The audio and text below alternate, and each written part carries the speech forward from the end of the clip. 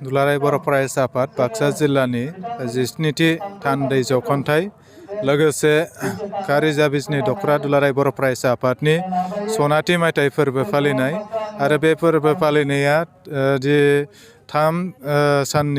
सानथामनि हाबाफारिजों बे हाबाफारिया जागायगासिनो दङ आरो दिनै नैथि सान आरो नैथि साननि गिबि हाबाफारि बायदियै जोंनि दुलाराय बर' फरायसा आफादनि आर'ज गाबनाय आरो जोंनि दुलाराय बर' फरायसा आफादनि फिरफिला बेरहोनायजों लोगोसे मुंख्लंनि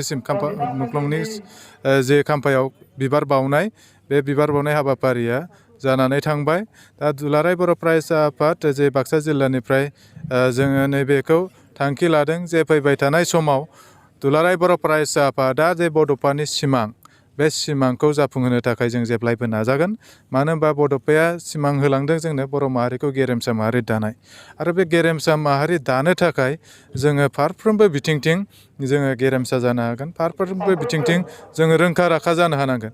दिनैनि समाव जे सोलोंथाइ बिथिंनि थाखाय दुलाराय बर' फरायसा आफादा हाबा मावबाय थादों, बेजों लोगोसे आदब आरो गुन गोनां सोलोंथाइ बेखौ सरजाबनानै हाबा मावबाय थादों आरो बिनि सायाव जोङो आरो गोथौसिन एलपिनिफ्राय लानानै इउनिभारसिटि फरायनाय जे फरायसाफोरखौ लानानै सावरायनाय, गार्जेनफोरखौ लानानै सावरायनाय बे हाबाफारिखौ जों थि खालामनानै लादों।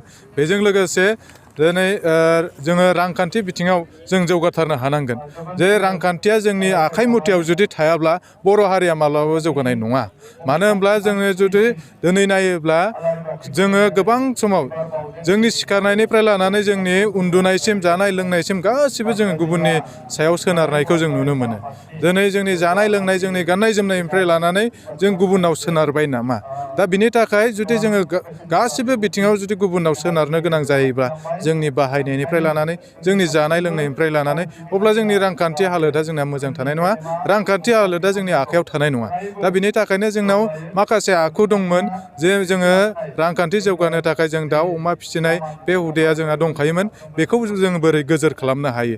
बेजों लोगोसे दानाय लुनाय जोंनि हुदाया दंखायोमोन, बेखौ जों बोरै गोजोर खालामनो हायो। दा बेनि थाखाय जोङो रायजो राजाजों सावरायनाय माखासे बिथांखिखौ जोङो बेवहाय लागोन आरो दिनै नैथि डेलिगेट जागोन। बे नैथि डेलिगेटआव जोङो माखासे बिथांखि लानानै नोंथांमोननि गेजेरजों, नोंथांमोननि मिडियानि गेजेरजों जों फोसावगोन। फैबाय थानाय जे बोसोरसे समाव जोङो दुलाराय बर' फरायसा आफाद बाक्सा जिल्लाया मा हाबाफारि लानाय जादों आरो माखासे जे बिथांखिफोरखौ मिरु दुलाराय बर' फरायसा आफादाव बेखौ दैथायहरनाय जागोन। दा माखासे हाबाफारिया बेफोरबायदि जोंना जानानै थांगोन। जा गेवलां मेल दङ, बे गेवलां मेलनि गाहाय आलासि हिसाबै दिपेन बर' मानाव गेदेर जोंनि दुलाराय बर' फरायसा आफादनि आफादगिरिया फैगोन। दा नैबे हाबाफारियाबो जाहाथे जोंनि रायजो राजाफोरा बे मदद होयो, बाहागो लाफैयो, बिनि थाखायबो खावलायनानै दोननाय जाबाय। नोंगौ बे कभिडजों जुजिनाया जोंनिया 2020 मायथाइखौ जोङो मोनथिखाबाय। बेजों लोगोसे दा गोदान भेरिएन्टफोर फैदों, अमिक्रन भेरिएन्ट फैदों। दा दिनैनिफ्राय फरायसालिखौ बन्द' होनायबो जाबाय आसाम सरकारा आरो सिगांफोराव जों जुदि नायोब्ला नुदों अनलाइन क्लासफोरा जादों। नाथाय जोंनि जे बर' माहारिफोर जेराव रायजो जायो, बर' रायजो राजानि जे फरायसाफोरा नांगौ बायदि नेटवर्क बेफोरबायदि मोना, नांगौ बायदि जोंनाव फेसिलिटि गैया, नांगौ बायदि जोंनियाव मबाइल एन्ड्रइड मबाइल जों बाहायनो हाया। दा बिनि थाखाय दुलाराय बर' फरायसा आफादाबो बिनि थाखाय खामानि मावगोन। जोङो गामि गामि थांनानै फरायसाफोरखौ खबर लानाय, फरायसाफोरनि जे फरायनाय बे जाहाथे थालाङा, बिनि थाखाय हाबा मावनो थाखाय जों बिथांखि लागोन। दिनै सरकारा बन्द' होदों अमिक्रननि थाखाय, दा बिनि थाखाय जों सांग्रांथिबो थानांगोन। आरो दुलाराय बर' फरायसा आफादा जे बे कर'ना भाइरासनिफ्राय रैखाथि मोननांगौनि थाखाय सांग्रांथि मेल बा सांग्रांथि फोसावनाय, माने फ्लेक्स बेनार हर्डिं खालामनायजों लोगोसे रायजो राजाखौ खावलायनानै दोनखानाय जाखादों जे जों एसेबाबो गाव सांग्रांथि जानांगोन। दा दिनै मेल जोबखांनायनि उनावनो जोङो नैबे जुदि कर'ना भाइरास बे अमिक्रन भेरिएन्टआ जुदि साग्लोबसारनाया एसे बारायदोंब्ला बेनि थाखाय जों सांग्रां जानो थाखाय रायजो राजाखौ खावलायगोन। लोगोसे फरायसाफोरखौ बेखौ खावलायदेरगोन जाहाथे फरायसालिया बन्द' जायोब्लाबो गावनि फरायनाया जिबनाव माब्लाबाबो जाहाथे बन्द' जाया।